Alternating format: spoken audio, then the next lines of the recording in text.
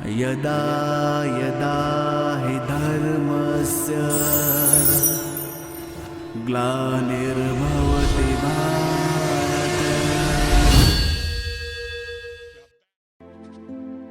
ओम शांति। 10 अप्रैल 2022 अव्यक्त बाप दादा के महावाक्य। Revise date 19/3/90। वाणी का टाइटल उड़ती कला का आधार, उमंग उत्साह के पंख। आज सर्व बच्चों के स्नेह संपन्न मिलन भावना और संपूर्ण बनने की श्रेष्ठ कामना के शुभ उमंग उत्साह के वाइब्रेशन बाप दादा देख रहे हैं।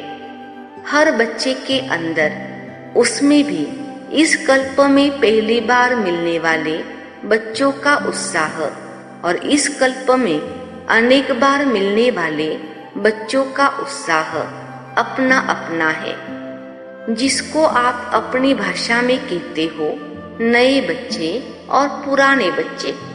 लेकिन है सभी अति पुराने से पुराने, क्योंकि पुरानी पहचान बाप की तरफ, ब्राह्मण परिवार की तरफ आकर्षित कर यहाँ लाई है।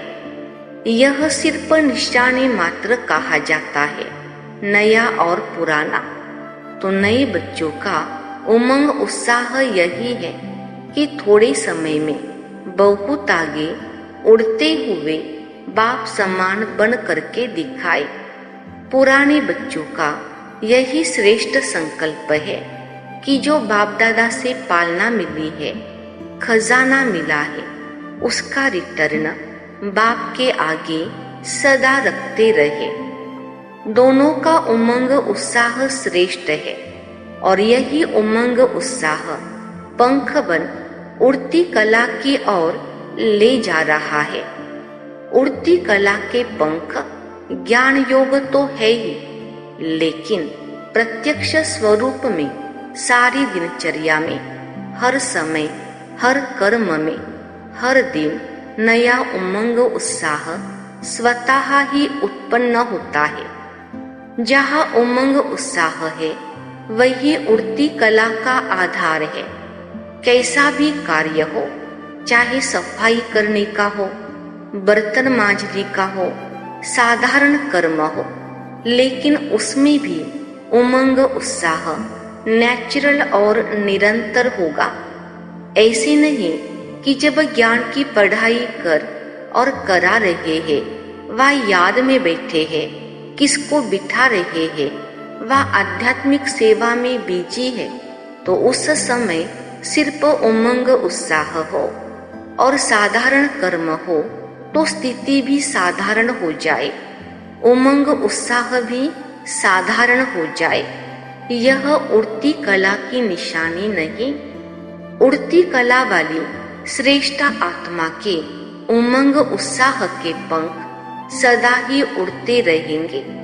तो बाप दादा सभी बच्चों के उमंग उत्साह को देख रहे हैं। पंख तो सभी के, लेकिन कभी कभी उमंग उत्साह में उड़ते उड़ते थक जाते हैं। कोई छोटा बड़ा कारण बनता है, अर्थात रुकावट आती है। कभी तो प्यार से पार कर लेते हैं, कभी घबरा जाते हैं, जिसको आप लोग कहते हैं कंफ्यूज हो जाते हैं। इसलिए सहज पार नहीं करने के कारण थक जाते हैं, लेकिन थोड़ा थोड़ा थकते हैं, फिर भी लक्ष्य श्रेष्ठ है। मंजिल अति प्यारी लगती है, इसलिए उड़ने लग जाते हैं। श्रेष्ठ लक्ष्य और प्यारी मंजिल और बाप के प्यार का अनुभव थकावट से नीचे की स्थिति में ठहरने नहीं देता है, इसलिए फिर से उड़ने लग जाते हैं। तो बाप दादा बच्चों का यह खेल देखते रहते हैं, फिर भी बाप का प्यार रुकने नहीं देता और प्यार में मेजॉरिटी पास है। इसलिए रुकावट कितना भी रोकने की कोशिश करे और करती है। कभी कभी सोचते हैं कि बड़ा मुश्किल है, इससे तो जैसे थे वैसे बन जाए, लेकिन चाहते भी पास्ट लाइफ में जाने का मजा नहीं आता, क्योंकि पहले तो इस परमात्मा प्यार और देहधारियों का प्यार दोनों का अंतर सामने है। तो उड़ते उड़ते जब ठहरती कला में आ जाते हैं तो दो रास्तों के बीच में होते हैं और सोचते हैं इधर जाए व उधर जाए, कहा जाए। लेकिन परमात्मा प्यार का अनुभव कंफ्यूज को सुरजित कर देता है और उमंग उत्साह के पंख मिल जाते हैं। इसलिए सोचते भी फिर ठहरती कला से उड़ती कला में उड़ जाते हैं। बातें बहुत छोटी छोटी होती है, लेकिन उस समय कमजोर होने के कारण बड़ी लगती है। जैसे शरीर की कमजोरी वाले को एक पानी का गिलास उठाना भी मुश्किल लगता है, ऐसे और जो हिम्मत वाला है उसको 2 बाल्टी उठाना भी खेल लगता है। ऐसे ही छोटी सी बात बड़ी अनुभव करने लगते हैं।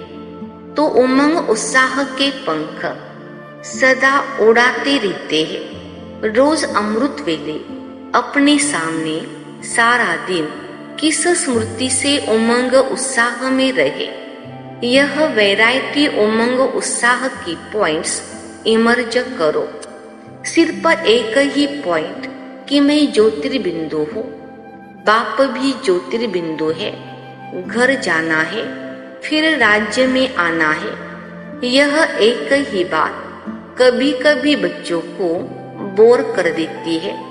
फिर सोचते हैं कुछ नया चाहिए, लेकिन हर दिन की मुरली में उमंग उत्साह की भिन्न भिन्न पॉइंट्स होती है। वह उमंग उत्साह की विशेष पॉइंट अपने पास नोट करो। बहुत बड़ी लिस्ट बना सकते हैं। डायरी में भी नोट करो तो बुद्धि में भी नोट करो। जब बुद्धि में इमर्ज ना हो तो डायरी से इमर्ज करो। और वैरायटी पॉइंट्स हर रोज नया उमंग उत्साह बढ़ाएगी। मनुष्य आत्मा का यह नेचर है कि वैरायटी पसंद आती है। इसलिए चाहे ज्ञान की पॉइंट मनन करो या रूह रिहान करो, सारा दिन बिंदु याद करेंगे तो बोर हो जाएंगे। लेकिन बिंदु बाप भी है, बिंदु आप भी हो। संगम युग पर हीरो पार्टधारी भी हो, जीरो के साथ हीरो भी हो, सिर्फ जीरो नहीं हो। संगम युग पर हीरा होने के कारण सारे दिन में वैरायटी पार्ट बजाते हो। मुझे जीरो का सारे कल्प में क्या क्या पार्ट रहा है और इस समय क्या हीरो पार्ट है, किसके साथ पार्ट है, कितना समय और क्या पार्ट बजाना है। इस वैरायटी रूप से जीरो बन अपने हीरो पार्ट की स्मृति में रहो। अच्छा, आज का वरदान। ब्राह्मण जीवन में अलौकिक मौजों का अनुभव करने वाले कर्मों की गुह्य गति के ज्ञाता भव। विस्तार। ब्राह्मण जीवन मौज की जीवन है, लेकिन मौज में रहने का अर्थ यह नहीं कि जो आया वह किया, मस्त रहा। यह अल्पकाल के सुख की मौज व अल्पकाल के संबंध संपर्क की मौज सदा काल की प्रसन्न चित्त स्थिति से भिन्न है। जो आया वह बोला, जो आया वह किया।